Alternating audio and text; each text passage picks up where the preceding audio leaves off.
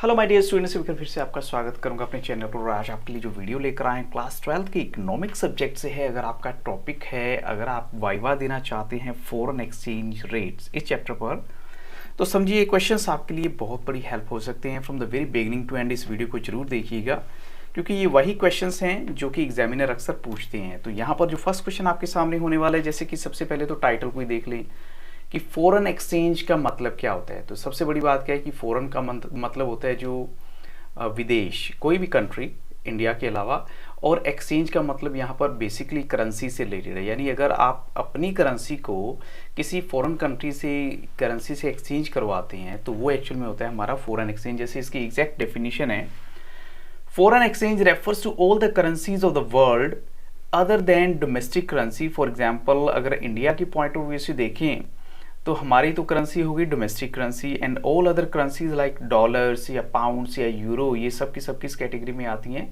They come in the category of foreign exchange और currency, foreign currency में आती हैं। अब चलते हैं, जैसे ये तो हो गया फॉरेन एक्सचेंज। अब सेकंड है मेरा फॉरेन एक्सचेंज रेट। क्या होता है फॉरेन एक्सचेंज रेट? इसका मतलब है the rate at which one currency is exchange for the other is known as the rate of exchange or foreign exchange rate in other words. So it is the price of the currency in terms of another currency. अब जैसे मैं अगर Delhi airport पे जाऊंगा, मुझे किसी foreign country में जाना है, तो मैं अपनी इंडिया की करेंसी को एक्सचेंज करवाऊंगा, चेंज करवा लूँगा। उसके बदले में जो भी उनका टैक्स वगैरह कट के लगता है, मुझे कुछ फॉरेन कंट्री मिल जाएगी, चाहे वो मैं डॉलर लेता हूँ, यूरो लेता हूँ, वट। वो जो कटने वाला पैसा होता है वो एक्चुअली होता है फॉरेन एक्सचेंज रेट। किस रेट पे वो पैसा आपका कटेगा? अगर 2000 रुपीज़ मैंने दिए हैं तो मुझे 2000 के ही यूएस डॉलर नहीं मिलेंगे, उसमें कुछ कटा करके मिलते हैं वो। अब चलते हैं क्वेश्चन 3 के लिए। The rate at which demand for and supply of foreign exchange becomes equal. Demand for and supply of foreign exchange becomes equal, उसे हम क्या कहेंगे? तो I think it's very clear, equilibrium rate of exchange हो जाएगा। Equilibrium rate of exchange उसे हम बोलेंगे। Foreign exchange is demanded by whom. ये जैसे मैंने यहाँ पर लिखा है कि फॉरेन एक्सचेंज जो है वो कौन डिमांड करता है, means who demands foreign exchange. मैं अगर कहीं नहीं जा रहा इंडिया से बाहर तो मैं क्यों करूँगा? इसका मतलब है कि फॉरेन एक्सचेंज की डिमांड उसी को होती है जिसको किसी फॉरेन कंट्री में जाना होता है। तो यहाँ पर हम कहेंगे जो इसका राइट आंसर बनेगा वो क्या है? Number 1, by domestic residence to purchase goods from other countries. अगर आप यहाँ से किसी बाहर की कंट्री की कोई गुड्स परचेज करना चाहते हैं या कोई गिफ्ट वगैरह सेंड करना चाहते हैं किसी फॉरेन कंट्री में, या फिर टू विजिट फॉरेन कंट्री, या फिर फॉरेन कंट्री में आप जाना चाहते हैं, तो आपको फिर फॉरेन करेंसी की ज़रूरत पड़ेगी। अब चलते हैं नेक्स्ट क्वेश्चन के लिए। So what is the relationship between foreign exchange rate? ये आप थोड़ा सा ध्यान से सुनिएगा, रिलेशन बताना है फॉरेन एक्सचेंज रेट में और demand for foreign exchange. Foreign exchange rate और डिमांड फॉर फॉरेन एक्सचेंज, इनके बीच का रिलेशन क्या है? तो ये कहेंगे बिल्कुल ऑपोजिट इन नेचर है, यानी इनवर्स रिलेशन हो गया इनका। तो ऐसी जो सप्लाई ऑफ फॉरेन एक्सचेंज कहाँ से होती है फॉरेन एक्सचेंज की? तो एक तो जैसे वही पहले वाला आंसर है, ऑलमोस्ट एक्सपोर्ट ऑफ गुड्स हो गई एंड सर्विसेज हो गई, या इन्वेस्टमेंट बाय फॉरेनर्स कोई कंट्री में करते हैं, या करेंसी डीलर्स या स्पेकुलेटर्स जो होते हैं, ये उनके पास भी आपको मिल जाएगा। जो सप्लाई है फॉरेन एक्सचेंज की, फॉरेन करेंसी की, वहां से हो जाती है।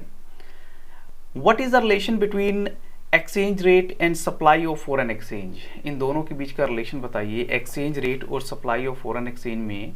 तो क्या रिलेशन है? तो ये बिल्कुल हम कहेंगे डायरेक्ट रिलेशन है। यहाँ पर आंसर है डायरेक्ट। अब चलते हैं नेक्स्ट क्वेश्चन के लिए। फंक्शन क्या है फॉरेन एक्सचेंज मार्केट के? अगर ये देखें तो फॉरेन एक्सचेंज मार्केट का फंक्शन क्या है, वो किस पर्पस के लिए बनाई है फॉरेन एक्सचेंज मार्केट? तो सिंपल सी बात है, आप प्रोवाइड करेंगे क्रेडिट फॉर फॉरेन ट्रेड के लिए, या ट्रांसफ़र करेंगे परचेजिंग पावर अमंग कंट्रीज। तो आप दोनों में से कोई भी ऑप्शन ले सकते हैं, यहाँ पर कोई भी आप आंसर दे सकते हैं।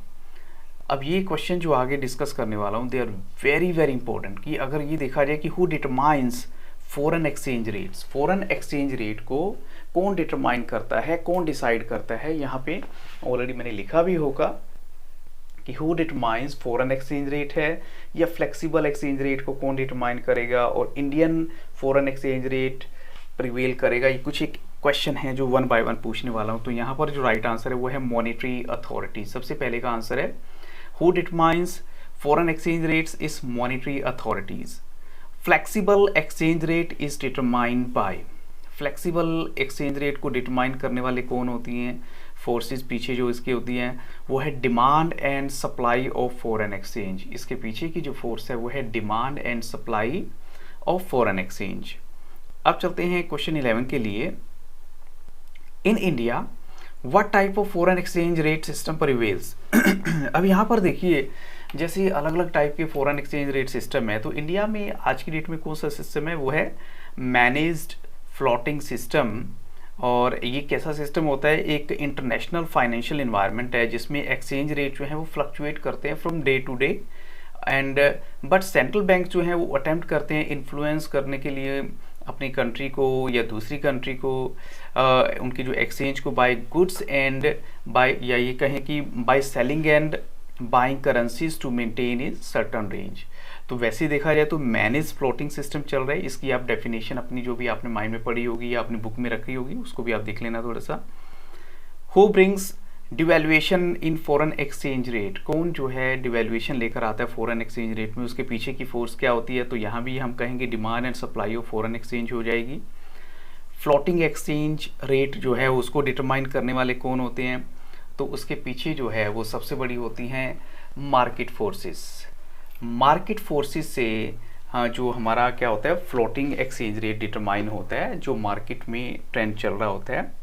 अब ये एक क्वेश्चन है मेरा कि जब डॉलर का प्राइस जो है वो राइज करता है फ्रॉम 70 से 72 या 68 से 70 हो गया, कहने का मतलब क्या है, राइज किया है, तो इट विल बी नोन, इसको हम क्या कहेंगे, अगर इंडियन कंटेक्स इंडियन मनी की बात करें इस कंटेक्स में हम फिर क्या बोलेंगे, that will be called as depreciation of rupee. Depreciation of rupee यानी रुपी की वैल्यू और थोड़ी कम हो जाती है, क्यों, उसका मतलब डॉलर ओवर हाई हो गया। लेकिन अगर ऑपोजिट होता है, अगर ये कहीं 70 से 68 आ गया डॉलर का रेट, तो फिर हम क्या कहेंगे, that will be called as appreciation of rupee. तो यहाँ पर थोड़ा सा आपको माइंड में रखना है, अगर डॉलर का रेट हाई जा रहा है पहले के comparatively, it will be called as, India का कंटेक्स्ट में देखिए तो डेप्रिसिएशन ऑफ रुपी काउंट हो जाती है। अगर ये जो है थोड़ा सा डाउन जा रहा है dollar as compare to the previous one, तो इसको हम बोलेंगे एप्रिसिएशन ऑफ रुपी, की रुपी का रेट, क्योंकि we are talking about Indian currency. So next question है इसमें, managed floating exchange rate is called. अब उसको जो है मैनेज फ्लोटिंग रेट जो है एक्सचेंज रेट है उसको मैनेज किस लिए कहा जाता है, तो उसका सबसे बड़ा रीजन क्या है, because it is influenced by central bank. उसका रीज़न है क्योंकि सेंट्रल बैंक के इन्फ्लुएंस में होता है, तो इसलिए इसको हम कहते हैं, जो मैनेज फ्लोटिंग एक्सचेंज रेट होता है उसको हम मैनेज्ड कहते हैं। तो ये कुछ क्वेश्चन थे जो मैंने आपके साथ डिस्कस किए हैं बच्चों, और मुझे लगता है कि क्वेश्चन आपके लिए हेल्पफुल हो सकते हैं। और इसके अलावा बहुत सारी वीडियोस आपको पहले भी दे चुका हूँ, जिनका लिंक आपको इस वीडियो के डिस्क्रिप्शन बॉक्स में मिलेगा। अगर आपको किसी भी तरह का कोई और कंटेंट चाहिए तो आप मुझे बता सकते हैं विदाउट एनी हेजिटेशन, कभी भी किसी भी वक्त। और अगर आप चाहते हैं कि आपको कुछ और क्वेश्चंस की रिक्वायरमेंट है जो कि short and long questions according to the subject, तो आप वो भी मुझे बताइए, मैं आपके लिए वो वीडियो भी तैयार कर दूंगा। तो बस कमेंट सेक्शन में जाके आपको बताना है। So I wish you all the very best. So thank you very much and have very nice day.